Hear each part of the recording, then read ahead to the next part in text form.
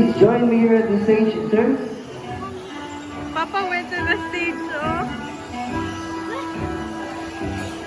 Oh my God, guys. Okay. It's okay, And Kia, good afternoon. Kia. Welcome to the show. So, sir, may I know your name? James. So, Mr. James has a 50 peso bill. This is it.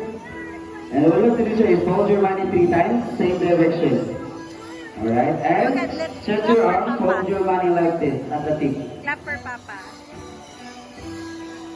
Okay? Stretch your arms. And no extra movement, sir, okay? Just basic jump, sir. Okay? And then don't try to touch the bird, sir. Alright. Now please be ready, sir, as I want you to meet to our cute and fluffy second your names, Sunny.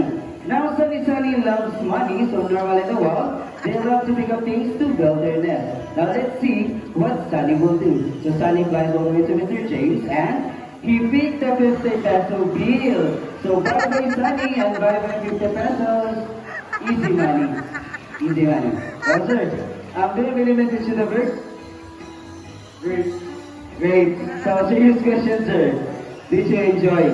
Yeah. Alright? And stand beside me, sir. So, since you answer you enjoy, can we do it one more time with another 1,000 pesos? Next time. Next time. So, anyone who has 1,000 pesos, can we do it one more time? O, di ba? Wala na yung volunteer.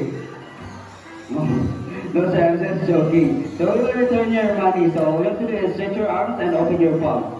Alright, like that. Alright, come on, Sunny. Let's return the 50 pesos. Let's look at.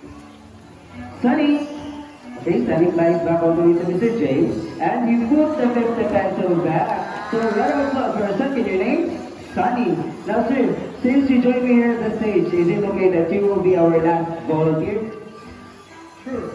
Okay, sir. So all you have to do is to hold one of our hula hoops. You stand here, sir. Like this. Okay. Alright, now ladies and gentlemen, let me introduce to you to our talented second your names, Jack and Jill. Alright, Jack, go to the first one, you go to the second one, and you pass to the third one. One more? Okay, one more.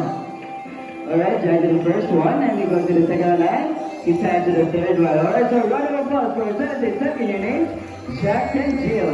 Thank you so much, Sir James. Thank you.